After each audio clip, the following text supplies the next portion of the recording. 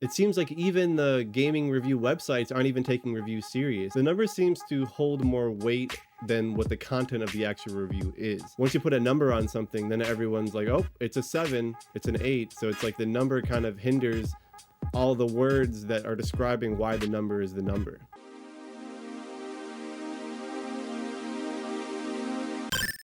Hey guys, what's up? Hope you're doing well. Do you guys think gaming reviews are still relevant? Well, I don't, but let me explain. I feel like the review itself is relevant, like the words and the paragraphs before the number, but I think the number is really what's pulling down a lot of gaming reviews. But today we have so much information and so much stuff that is covered with games. We have previews, we have content creators and YouTubers that are covering games, you have gaming journalists also covering games. So there's so much content produced about a game before it even comes out. So it's like when the review comes out, it's like, hey, I already know so much about this game. Is there really a point for the review? I feel like the review number is what is really making game reviews irrelevant. The number seems to hold more weight than what the content of the actual review is. It seems like people like go to the IGN review and they go straight to the number, and then they were like, oh, IGN gave it a 7 again, or oh, IGN gave it a 9. This game isn't a 9. So then they kind of like dogpile on it for the number instead of the content of the review. Like, oh, how's the performance? How is the story? How are the graphics? Stuff like that. And it seems like people care more about the number than the actual review itself. And there's also been a lot of bad reviews over the years. Like look at last year when Dragon Age the Veilguard came out, IGN gave it a 9 out of 10. And that game is definitely not a 9. I haven't played it because it wasn't like a game that I wanted to play, and I also haven't played any of the previous Dragon Age games. So I wasn't going to pick it up anyways, but just seeing the reviews for it, it seemed like the game wasn't a 9, but they just gave it a 9 because they wanted to. And on the flip side of that, a game that I do really enjoy, a game like Streets of Rage 4 that I played a bunch of hours on PS4, they gave it a 7. And some of the reasons they gave it a 7 were like, oh, it's too nostalgic, or it has too much retro flair to it, or like just stuff that like Streets of Rage players wanted to play the game for, they gave it as a negative. So it kind of doesn't really make sense that they gave it a 7 based on like the fan base. It seems like if you read the review, if I read the review for Streets of Rage before I bought it, I'm like, oh, this game sounds sick. And then I got to the verdict and it was a 7. I'm like, seems like the person reviewing this just doesn't like Streets of Rage, or they don't understand the point of the game. And the main reason I wanted to create a video on this was because I've been seeing all these Crimson Desert reviews and how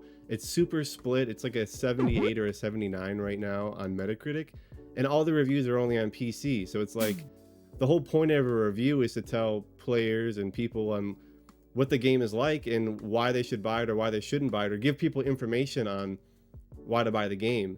But it seems like some people are so far on the other side, like it's a 9.5, or there's some people who are giving it like 7s. It seems like there's super split.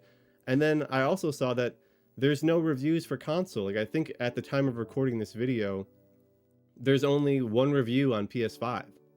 And it's like, I feel like a lot of people do want to try this game out on console, but from what I saw on like YouTube videos, you just go onto YouTube and you look up not even reviews, just like gameplay, and people are just saying like, oh yeah, it doesn't run the greatest on console or base consoles. You need a PS5 Pro to get like the best experience. And this made me think, it's like, is the standard review still relevant in today's day and age for gaming? And the review itself, like the words, like I've mentioned earlier, are useful if the person reviewing it actually cares about what they're reviewing, or they gave it the time of day to actually review the game. Like that is useful. The words and part of the video that's before the number, that's all very useful.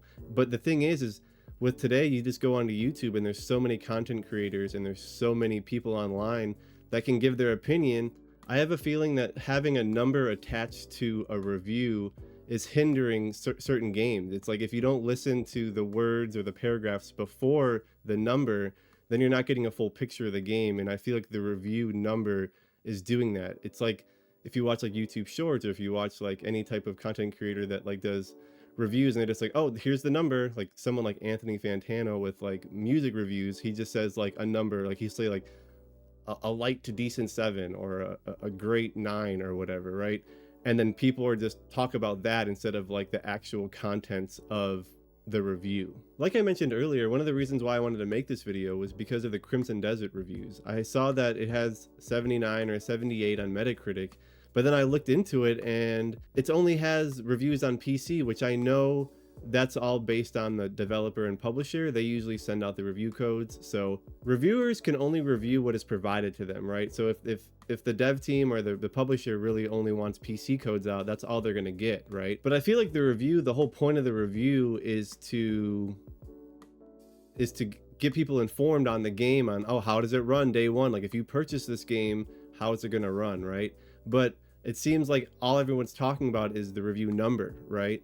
And then another thing is, I saw recently that Bungie with Marathon, they were telling people, hey, don't review the game yet because we're missing some of the content, or the raid's coming in like a month or a few weeks, so then you should be able to review the game. But it's like, if someone's buying the game like for $40 and it's like there's no reviews because the devs or the publisher said, oh, don't review the game because not all the content is there, it kind of seems like the review's pointless. It's like, why are we even having reviews? Just have everyone just do previews and not put numbers on stuff, because once you put a number on something, then everyone's like, oh, it's a 7, it's an 8. So it's like the number kind of hinders all the words that are describing why the number is the number. Like I've been hinting at this whole video, I feel like the number itself has too much weight for the review. It seems like people care more about the number than the actual review itself. And you saw this, especially with Crimson Desert, their publisher, Pearl Abyss. Their stock dropped 30% because the reviews were in the 7s. And it just shows you like the review number impacts so much on the perceived value of the game for like publishers and for stakeholders and investors, that they just look at the number and they're not looking at like the review itself. They're like, oh, if this is in the 7s, it's a bad game and it's not going to sell. But that really makes no sense. Like there's games that get in the 7s all the time that sell millions and millions of copies. Look at games like Call of Duty Vanguard. It got a 73 on Metacritic, and it looks like online that it sold 30 million copies. So a game like that sold millions and millions of copies, and the reviews are in the 7s. And I understand like that's Call of Duty, right? It's a well-known IP, and it's a game that people are going to keep buying and keep buying. I know Black Ops 7 didn't do the greatest, but it seems like the review doesn't matter for those games, right? And on the flip side of that, look at a game like Astrobot. Astrobot has a 94 on Metacritic. It also won Game of the year that it came out, but it's only sold 2.3 million copies from what I've seen online. And that's crazy. It's like, so a game that scored that high, it's won Game of the Year and it's done all these great things. And I played it, I thought it was a great game, and I think it should have sold way more copies than what it's saying online. But it seems like not that many people have bought it based on how great it did review-wise and accolades-wise. Like the review number is a double-edged sword. It's like you can see that if the number is too low, they're gonna back out of investing in your company, like in Pearl Abyss. But even if it's super high, players won't buy the game just because of the review score. So it seems like the review number really doesn't really work anymore. There's really no point.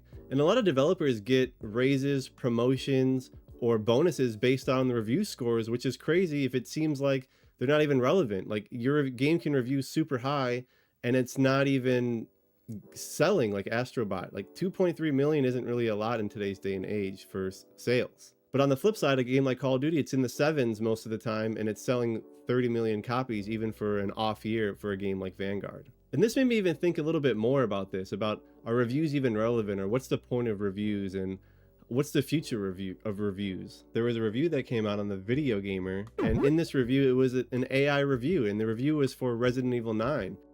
And the more you looked into this AI review, you kind of started to see all the holes in it. In the review, they were talking about, oh, make sure to claim all the pre-order bonuses if you pre-order. They were also talking about just stuff that normal reviews don't really talk about.